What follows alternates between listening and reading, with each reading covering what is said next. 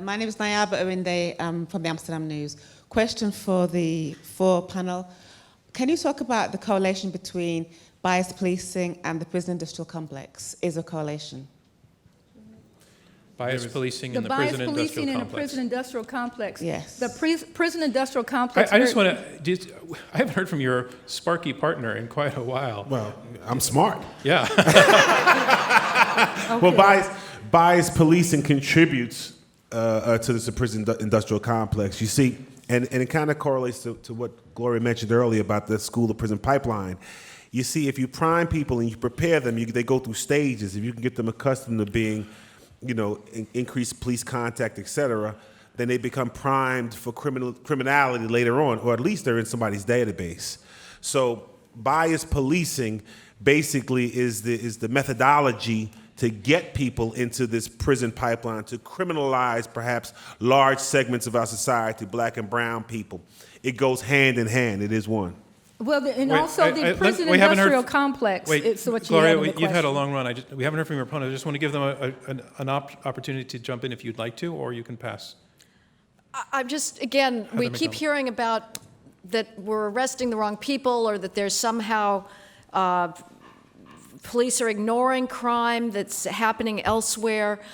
So we're going to, apparently you're questioning homicide statistics. What about homicide victims? Again, according to the Justice Department, Bureau of Justice Statistics, blacks die of homicide at 6 times the rate of whites and Hispanics combined. That, to me, is the civil rights issue that we should be most concerned about. Do you think that that data is also incorrect, that somehow the police are just not looking at all those white homicide victims or the children of shootings? I mean, I thought it was appalling. The Newton police shooting, the country went crazy because it was 20 white kids. As much as one might think, or as a conservative, the media is biased, the media actually ignores the overwhelming majority of black victimization. There's black kids that are being killed to no apparent concern from the media, but let 20 white kids be gunned down, and this becomes a national crisis. So are you saying that there's somehow white victims that the police are ignoring that is also part of the faulty statistics? As someone who's lost a family member to gun violence, I don't take gun violence lightly. So when we're having this conversation, this is very real to me. But I also understand something as a civil rights attorney.